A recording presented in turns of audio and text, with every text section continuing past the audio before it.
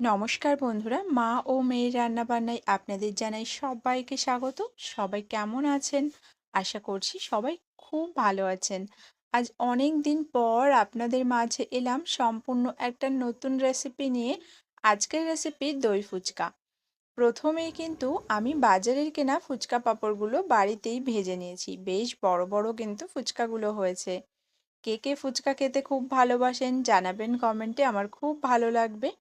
আর এই যে প্রথমে নিয়েছি ২ টুকরো আলু সেদ্ধ, ফুচকাটাকে সাইড করে রাখলাম। এবার আলু সেদ্ধটাকে সাইড করে রেখে দেখে নিই কী কী লাগবে। টক দই নিয়েছি, কিশমিশ, কিছুটা ভাজা বাদাম, কিছুটা কাঁচা লঙ্কা কুচি, শসা কুচি, ধনেপাতা আর নিয়েছি একটুখানি গোটা মটর আর ছোলা সেদ্ধ। এবার আলু সেদ্ধটাকে মেখে নেবার পালা।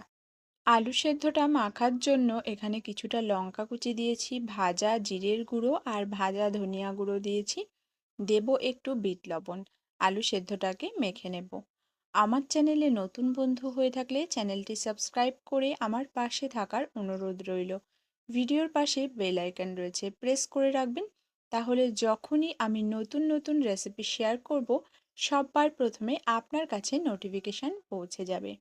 একটা ফুচকা একটু ভেঙে দিয়ে দিলাম একটু ধনেপাতা আর দিয়েছি একটুখানি ওই যে সেদ্ধ করে রাখা ছোলা আর মটরটা। এবার বেশ কয়েকটা ফুচকা আমি ভেঙে নেব আলুর পুরটা ভরার জন্য।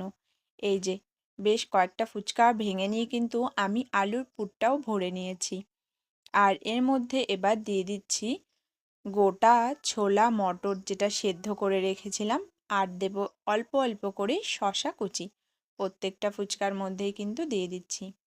বাজার থেকে একটা প্লেটে ৬টা ফুচকা থাকে, অথচ ৫০ টাকা দাম নিয়ে নেয় কিনতে গেলে। বাড়িতে কিন্তু খুব অল্প খরচেই এইভাবে সপরিবারে দই ফুচকা বানিয়ে খেতেই পারেন। দেখবেন খরচাটাও কম পড়বে আর বেশ মন ভরে কিন্তু ফুচকা খাওয়া হয়ে যাবে। আচ্ছা, আমাদের এখানে তো ৬টা ফুচকা ৫০ টাকা নেয়। আপনাদের ওখানে কত দাম নেয় কমেন্টে জানাবেন কিন্তু। দেখুন, ওপর থেকে টক দই দিয়ে দিলাম। এবার দিয়ে দিচ্ছি বেশ কিছুটা পরিমাণে ভুজিয়া। বাড়িতে যখন বানাবো একটু বেশি বেশি করেই দিচ্ছি। আরও কিছুটা ভুজিয়া দিয়ে নিলাম। আমার তো সব রকমেরই ফুচকা খেতে খুব ভালো লাগে। আপনারা কি ফুচকা খেতে ভালোবাসেন কমেন্টে জানাবেন। আর ওপর থেকে দিয়ে দিচ্ছি একটু একটু করে সমস্ত ফুচকার ওপরেই চাটনি। চাটনিটা দিলে এই দই ফুচকার স্বাদটা কিন্তু অনেকটা বেড়ে যাবে আর দেখতেও সুন্দর লাগবে। বাড়িতে অবশ্যই এইভাবে ফুচকা বানিয়ে খেয়ে আমাকে জানাবেন কমেন্টে কেমন লাগলো।